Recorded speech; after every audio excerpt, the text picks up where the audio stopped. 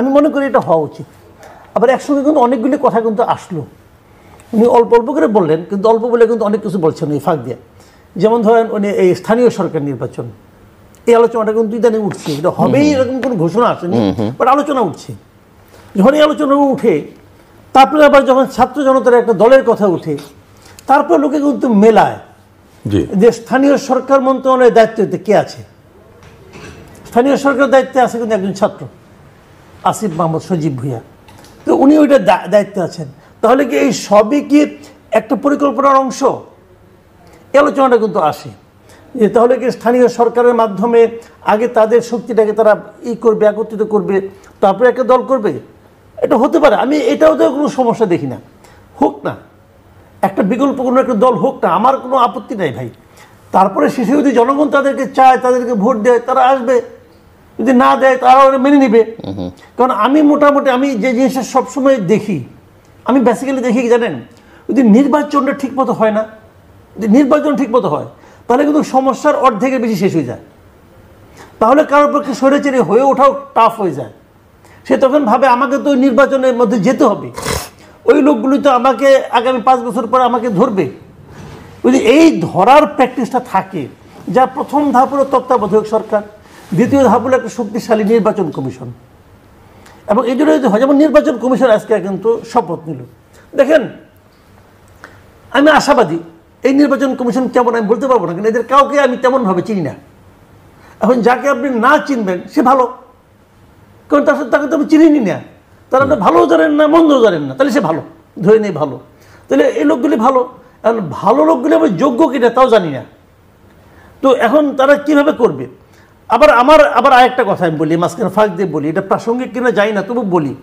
আমরা কিন্তু এর আগের বার দেখেছিলাম এই বদির আলম মজুমদার সাহেব, এর আগে যখন নাকি ইলেকশন কমিশন গঠন হলো, তখন উনি কিন্তু এটা আবেদন করেছিলেন তথ্য পাওয়ার অধিকার তো আমাদের আছে সবারই। উনি আবেদন করেছিলেন যে এই সার্চ কমিটি কাদেরকে সার্চ করে বের করলো, কারা কাদের মাধ্যমে আসলো, কারা কার নাম প্রস্তাব করছে, এই তালিকাটা আমরা একটু দেখতে চাই। বা শেষ পর্যন্ত সার্চ কমিটি কাদের নাম প্রস্তাব করলো রাষ্ট্রপতির কাছে, সেটা প্রেসিডেন্ট কোন 5 জন ডাকলো, এটা আমরা একটু দেখতে চাই। তো এই চাওয়াটা কিন্তু অন্যায় কোনো চাওয়া না, অসাংবিধানিক চাওয়াও না, এটা মানে বেআইনি চাওয়াও না। তো সেই চাওয়া কিন্তু কখনোই মূল্যায়িত হয়নি। এইবারও শুনলাম যে 300 জনের নাম দেওয়া হয়েছিল। তো আমার কিন্তু জানার আগ্রহ আছে এই 300 জন কারা, কাদের নাম আসলো, কিভাবে আসলো। আমার এটাও জানার আগ্রহ আছে যে সার্চ কমিটি কোন 10 জনকে নির্বাচন করলেন, আবার তারপরে ওখান থেকে 5 জন কে রাখছে, মুখে মুখে যাই বলেন, আইন অনুযায়ী তো রাখছে প্রেসিডেন্ট তো 5 জনকে নির্বাচন করছে। এখন এখানে প্রেসিডেন্টের কোনটা অথবা প্রধান উপদেষ্টার কোনটা, নাকি সবগুলি প্রেসিডেন্টের, নাকি সবগুলি প্রধান উপদেষ্টার, তো এই বিষয়গুলো আমাদের কিন্তু একটু বোঝার আগ্রহ থাকতে পারে। তো এখানেও কিন্তু আমি দেখলাম আগের স্বৈরাচারী সরকার যে প্রক্রিয়ায় কাজটা করত, এরাও ঠিক সেই একই প্রক্রিয়া অনুসরণ করলো। তো আপনি তো স্বৈরাচারী সরকারের অনেক কিছুই মানেন না, এটা মানলেন কেন? যেগুলি আপনার সুবিধা এগুলি মানেন কেন ভাই? না মানলে কিছুই মানেন না, আর মানলে সবই মানেন, তো এটা আপনি করলেন কেন? আমরা তো একটা ট্রান্সপারেন্ট গভর্নমেন্ট চাই, কারণ আমরা তো মনে করি এই গভর্নমেন্টটা জনদাবির মুখে সামনে আসছে, জনতার দল, এটা মানে জনতার সরকার। তো জনতার সরকার জনতার থেকে বিচ্ছিন্ন থাকতে চায় কেন? এই যে মানসিকতাটা, এই মানসিকতাটাকে আমরা প্রশংসা করব না কি করব? আমি প্রশংসা কিন্তু করতে পারছি না। তো এটা কিন্তু আমি মনে করি জানা আমার দরকার ছিল। আবার আরেকটা কথা, আমাকে আজকে একজন সাবেক বিচারপতি আমি এই কথাটা বললেন যে সার্চ কমিটির গঠন করা হয়েছিল, উনি বলছেন যে এইটাই তো বেআইনি। উনি বলছেন যে সার্চ কমিটিতে হাইকোর্টের বিচারপতি আছেন, সুপ্রিম কোর্টের বিচারপতিরা আছেন না? তো সুপ্রিম কোর্টের বিচারপতি, হাইকোর্টের বিচারপতির কি কাজ, এটা সংবিধানে একদম নির্দিষ্ট করে দেওয়া আছে। নির্দিষ্ট করে দেওয়া আছে মানে উনি সুপ্রিম কোর্টের বিচার করবেন, ওনার এইটুকুই দায়িত্ব, এর বাইরে ওনার কোনো দায়িত্ব নাই। তাহলে ওনাকে আবার এই দায়িত্ব দেওয়া হলো কেন? এই দায়িত্ব দেওয়াটা কি ঠিক হয়েছে? বলবেন এটা আইনের মাধ্যমে করছি, তো আইনটাই তো সংবিধানের সঙ্গে সাংঘর্ষিক কিনা? এখন এটা তো আনিসুল হক করছে। আনিসুল হক যদি সংবিধানের সঙ্গে সাংঘর্ষিক কোনো আইন করে থাকে, শেখ হাসিনার আমলে তো এটাকে চ্যালেঞ্জ করার সাহস ছিল না। তো এখনও ওই আইনটা আপনি পালন করতে হবে কেন? আপনার সার্চ কমিটি অন্য কাউকে করতে পারতেন। আমার আরও একটা কথা আছে, এটা বলে শেষ করি।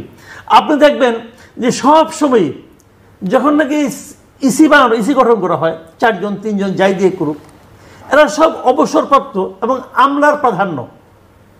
আমি আজকে দেখলাম তো এই গাড়ি থেকে যে নামলেন সিইসি, উনি তো হাঁটতে পারেন না, উনি তো প্রায় ধরে ধরে হাঁটার মতো অবস্থা। তো আমলার প্রাধান্য দেয়া বা অবসরপ্রাপ্ত আমলা এদেরকে দেয়া ইসির মধ্যে একটা গুরুত্বপূর্ণ এবং যেটার মধ্যে নানা ধরনের মানসিক চাপ সার্বক্ষণিক থাকে, সেটা বানানোর দরকারটা কি? অবসরপ্রাপ্তি হতে হবে এরকম তো কোনো আইন ইসি গঠনের সময় নাই। অবসরপ্রাপ্ত আমরাই হতে হবে এমন কোনো আইনও তো নাই। কেন বানাতে হবে? আপনি বর্তমান যারা আমলা আছেন, আমরা না ইউনিভার্সিটির টিচার হতে পারে তো। কে যেন আমাকে দিন বললো যে আপনার ওই কোথায় কোন দেশের নামটা আমি খেয়াল, সেখানে নাকি চিফ ইলেকশন কমিশন বানানো হয়েছিল একটি স্কুল মাস্টারকে, এবং সে নাকি খুব ভালো করছে। তো ওইটাই হতে হবে কেন? আমলাদের ব্যাপারে একটা জিনিস হলো, জানেন কি, আমলারা এমন একটা ক্যারেক্টার যে তারা কিন্তু কখনো নিজেরা কোনো সিদ্ধান্ত নিতে পারে না। তারা সবসময় কোনো না কোনো সিদ্ধান্ত বাস্তবায়ন করে। সে 30-35 বছর ধরে এই কাজটাই করছে। সিদ্ধান্তটা আসে উপর থেকে, ওটা সেটা তারা খালি এক্সিকিউট করে। তাহলে আমরা কেন্দ্রে একটা ইসি বানাতে হবে কেন আপনাকে? এই পুরো জিনিসটাই কিন্তু আমি দেখছি যে নাম আমরা বলছি, আমার জেনারেল ফজলুর রহমান সাহেব উনিও মানে বলতে চাইলেন এটা বিপ্লবী সরকার হলে ভালো হয়। তো হ্যাঁ ঠিক আছে, আমি কিন্তু আপনার সঙ্গে আপনার লজিকটা কিন্তু আমার কাছে ভালো লাগছে যে এই কয়টা দিন তো সারা দেশ একত্রিত ছিল। সারা দেশ যখন নাকি একটা প্রচলিত ব্যবস্থার বিরুদ্ধে নামে এবং পরিবর্তন ঘটিয়ে দেয়, অবশ্যই সেটাকে বিপ্লব বলবো আমরা। কিন্তু বিপ্লবের মাধ্যমে যে সরকারটা পেলাম, তারা তো আগের সরকারকে অনুসরণ করতেছে। নতুন কে পেলাম আমি? আপনি দেখেন আগের সরকারকে অনুসরণ করতেছে, ছাত্রলীগকে নিষিদ্ধ করছে, আগের সরকারের মতো করে করছে। আগের সরকার যে আইনে জামাতকে নিষিদ্ধ করছে, এরাও সে আইনে ছাত্রলীগকে নিষিদ্ধ করতেছে।